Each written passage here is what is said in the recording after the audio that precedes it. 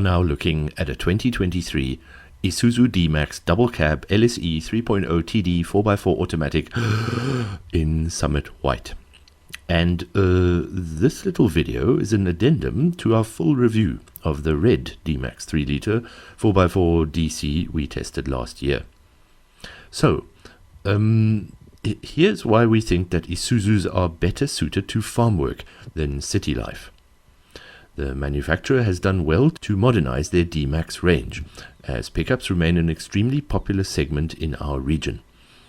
For a city slicker like me, though, this vehicle makes very little sense in an urban environment.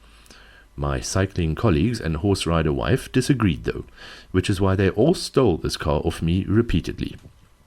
Once I'd managed to wrestle it back, the first objective problem I found is the size of modern double cabs. They're not only tall, but often too long for a standard parking bay or garage. Then there's the vague steering with what seems like 38 turns lock to lock. Great for bumpy dirt roads, but laborious in a tight multi-story car park.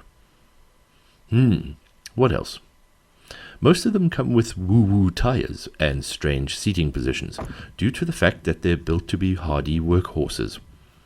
I've also never made friends with Isuzu's automatic gearbox, as it tends to stretch RPMs instead of shifting down, especially uphill. And then it drops to almost idle while coasting.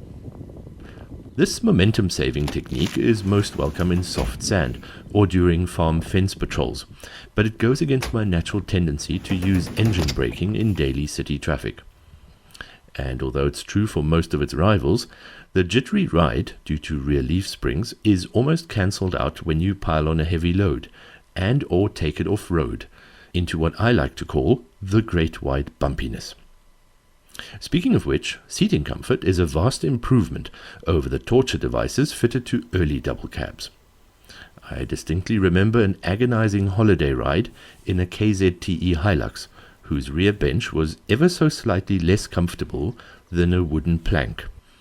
And it had less elevation than a piece of timber, so your knees would be above your ears. No, if you look around this cabin, it really is a phenomenal change to what we used to get in ye olde buckies.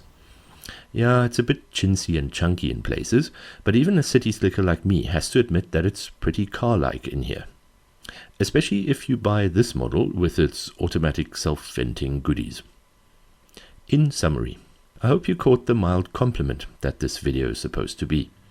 Even in its top-spec LSE trim, this Isuzu Bucky felt slightly out of place in a crowded city scene, although a lot of buyers are happy to put up with that compromise. That's because it can cope with most modern demands, but I hope any future owners use it for its intended purpose, which is hard work.